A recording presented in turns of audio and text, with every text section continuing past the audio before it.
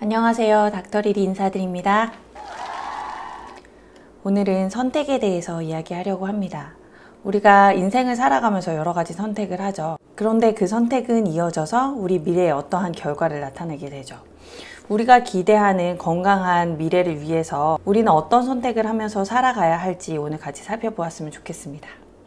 인생은 B부터 D다 라고 어떤 철학자가 이야기를 했는데요. B는 birth, 그리고 D는 death. B와 D 사이에 어떤 알파벳이 있죠? 네, 맞습니다. 바로 C죠. 바로 choice입니다. 선택이 이어져서, 매 순간의 선택이 이어져서 우리의 인생을 만드는 것이라고 해도 과언이 아닐 것입니다. 타임지에 실린 어떤 표지인데요. 2016년 3월에 태어난 이 아이는 142세를 살게 될 것이라고 합니다. 이제 100세 시대가 너무나도 당연해졌죠. 그럼 어떤 100세를 맞이할 것인가가 이제 관건이 되었는데요. 진료실에서 환자를 많이 만나다 보면 어떤 80대 어르신은 거동도 못해서 요양병원에 누워 계시는 그런 경우가 있고, 또 어떤 분은 일상생활을 혼자 다 하시면서 운동도 하시고 여가도 즐기시면서 즐거운 오후를 보내고 계시는 분도 있습니다. 어떻게 건강한 80대와 90대를 만들 것인가는 내 순간의 선택의 연속이라고 할 수 있습니다.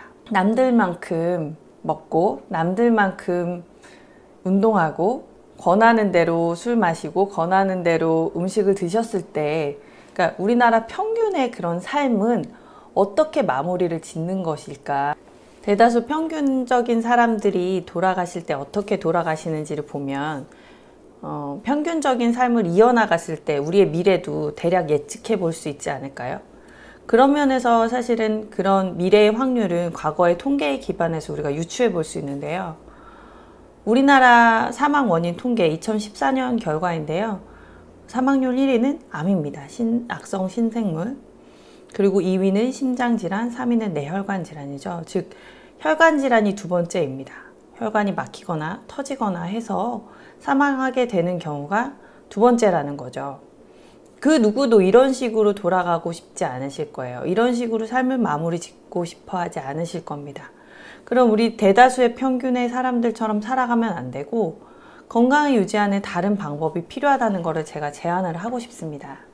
건강이란 무엇일까요?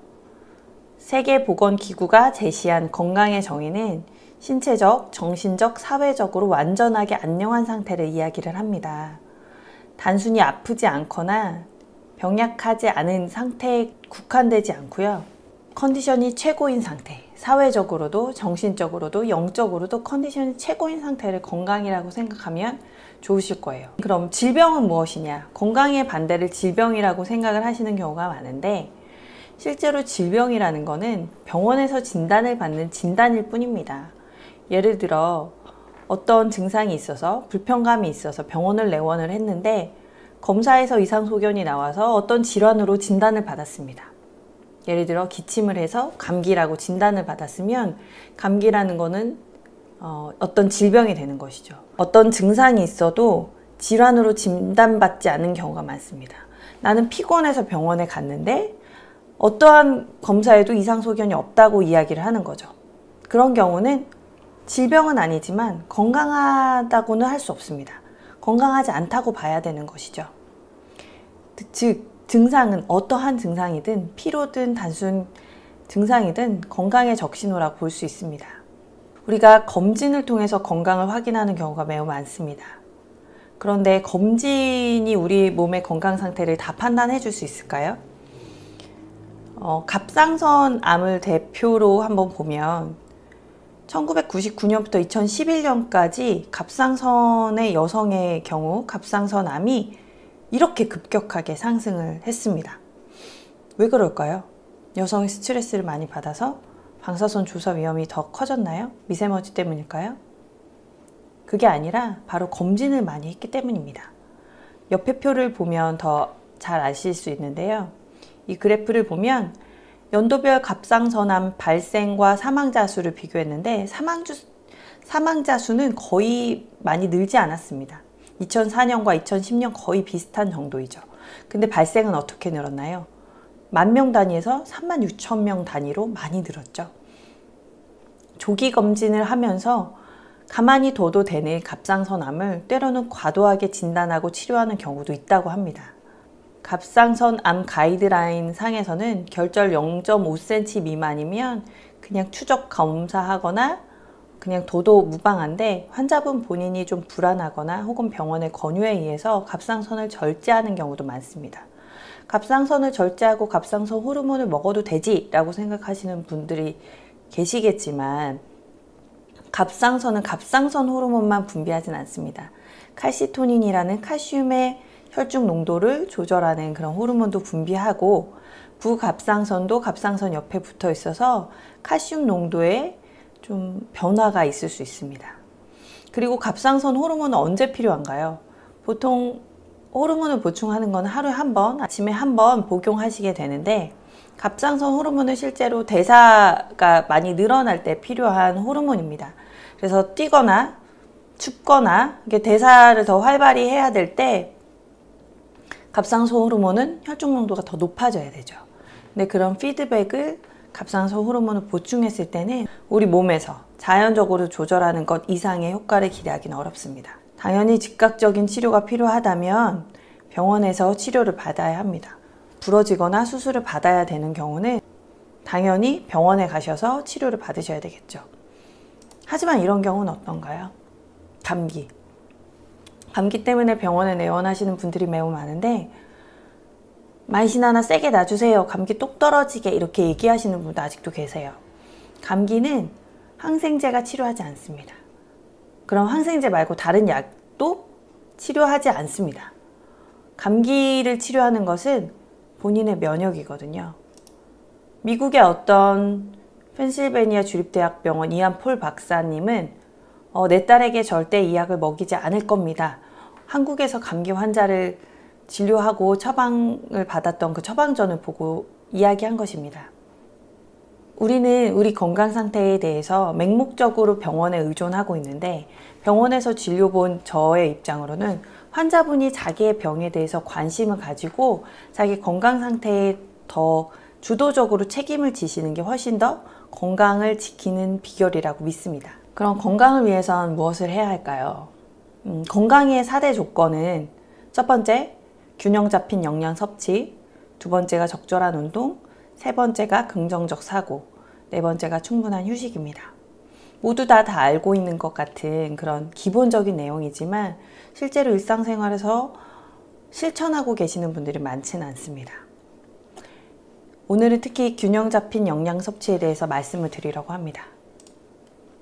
영양의학 가이드라는 책이 있습니다. 미국의 어떤 가정의학과 박사님이 지으신 책인데, 이분은 처음에는 영양제를 다 끊어주던 분이었어요. 환자가 영양제 먹어도 됩니까? 왜 그런 걸 드세요? 그만 드세요. 이렇게 드실 필요 없습니다. 이렇게 끊어주던 사람이었는데, 어느 날 그 아내분이 매우 아픈 거예요. 그래서 본인이 의학적인 지식으로 다 연구를 해서 아내에게 좋은 처방도 써보고 많은 약을 줘봤지만 그 병세가 호전이 되진 않았습니다. 점점점 악화되고 그 좋아하던 승마도 못하고 집안일까지 못하는 지경에 이르렀었는데, 옆집, 이웃집으로부터 어떤 영양제를 먹어보라고 권해서 아내분이 허락을 맡았다고 해요. 이걸 먹어도 될까요? 정 먹고 싶으면, 당신 먹고 싶으면 먹어요 라고 마지못해서 허락을 했는데, 몇 개월 사이에 그 병세가 많이 호전이 됐던 거죠. 그 좋아하던 말도 다시 타게 됐고 일상생활에 완전히 복귀했다는 것입니다. 그래서 이분이 왜 이런 일이 생겨나지? 영양소가 무슨 효능이 있길래 이런 일이 생겨날까 하고서 의학 논문을 수백 편을 본인이 다 리뷰해서 영양소의 효과에 대해서 다 정립된 확실화된 논문들을 검토를 해서 고품질 영양소가 정말 중요하구나 라는 것을 이 책에 제시하고 적어 놓으신 거예요. 그래서 세포 영양이라는 이야기를 하죠. 단순히 모든 영양소를 최적 용량으로 세포에게 공급하는 것만으로도 각각 그 최적 용량으로 세포가 알아서 자신의 일을 하도록 하는 것이 우리의 일이라는 겁니다. 그리고 여기에서는 그 옵티말 도즈라는 건 최적 용량이라는 걸 말하는데요. recommended 도즈랑 또 다릅니다. 일일 권장량은 우리가 질병을 예방하기 위해서 최소 용량이라고 보면 됩니다. 비타민C를 예로 들면 괴혈병을 예방하기 위해서 100mg이 최소다 라고 해서 하루 권장량이 되는 거죠. 근데 그만큼 섭취하면 안 되고, 실제로 정말 우리 세포가 건강하게 일을 하려면 최적 용량이 필요합니다. 하루 권장량보다는 훨씬 더 상회하는 용량이라고 보시면 돼요. 그리고 환자혁명이라는 책이 작년에 좀 베스트셀러로 많은 분들이 읽으셨었는데, 건강을 되찾고 싶다면 건강 주권부터 먼저 회복해야 된다.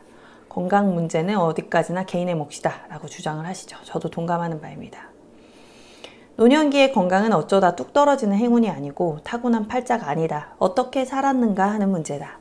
일찍부터 건강을 챙기고 그 건강을 얼마나 유지하느냐에 달려있다.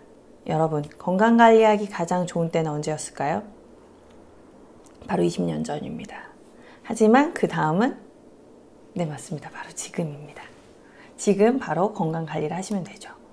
이제는 서울대학교 의과대학 가정의학교실에서 건강기능 처방에 대해서 전문 강좌가 일어날 정도로 의사들도 영양치료에 대해서 관심을 많이 가지는 추세입니다.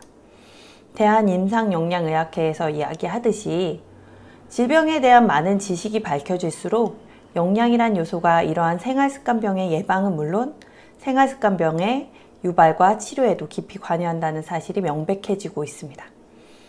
예전처럼 예방적 차원에서 영양을 섭취하는 것 이상으로 최근에는 생활습관병의 치료에도 반드시 영양이 필요하다는 것을 이야기하고 있는 것이죠. 이렇게 건강에 필수적인 영양소, 다음 시간에도 차근차근 알아볼 텐데요. 다음에는 비타민에 대해서 알아보겠습니다. 비타민 A? 비타민 C? 도대체 언제 먹어야 하지? 왜 먹어야 하는 거야? 그리고 얼만큼 먹어야 하는 거야? 궁금한 게 매우 많으시죠? 닥터 리리가 차근차근 재미있게 알려드릴게요. 오늘 내용도 유익하셨다면 구독과 좋아요 꾹 눌러주세요. 고맙습니다.